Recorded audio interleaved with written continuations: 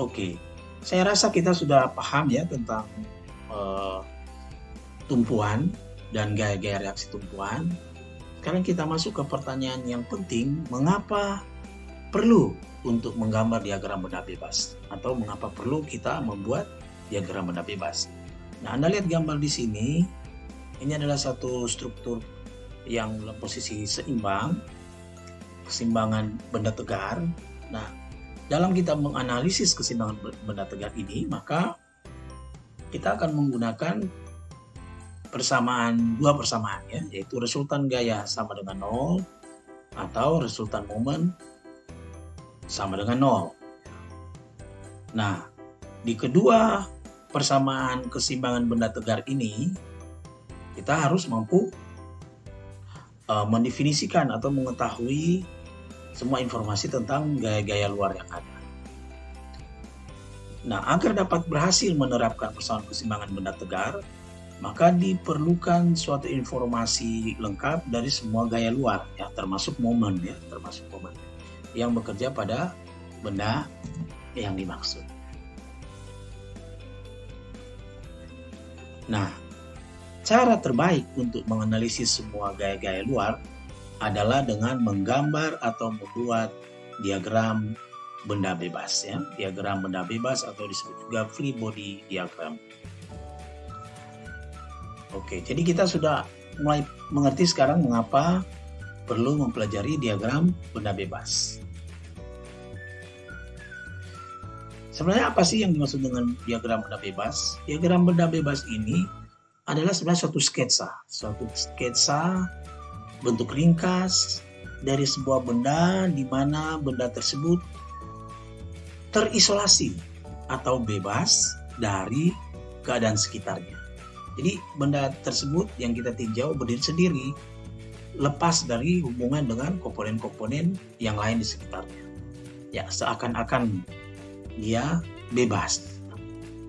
Pada gambar sketsa tersebut, harus dicantumkan semua gaya dan momen yang bekerja pada benda tersebut. Nah, jadi ciri khas dari diagram benda bebas yaitu memuat semua gaya maupun momen yang bekerja pada struktur tersebut.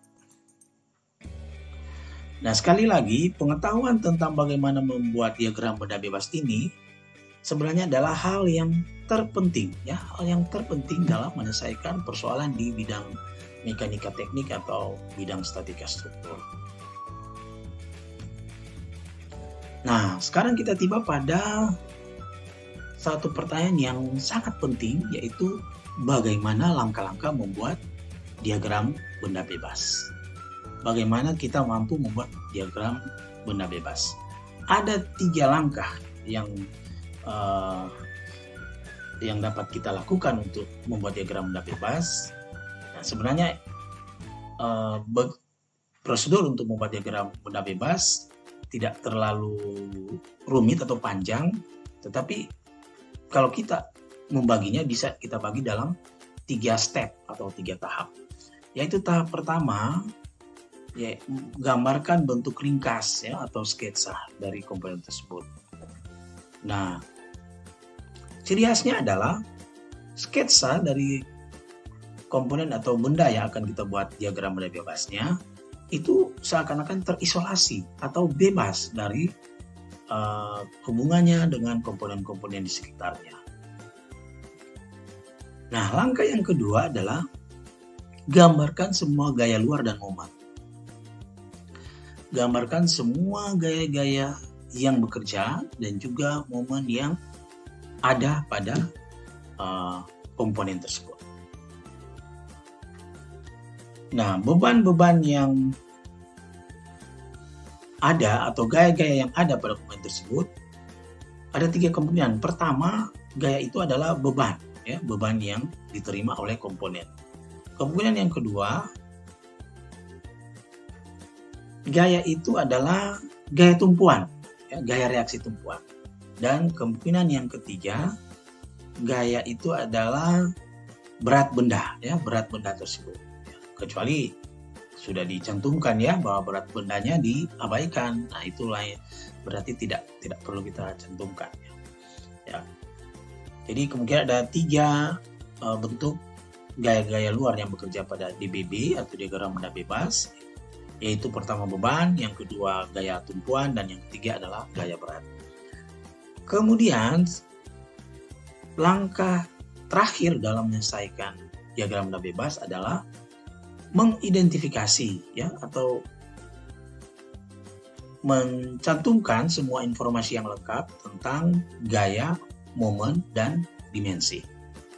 Jadi semua gaya dan momen harus kita namai, ya harus kita namai, kita simbolkan.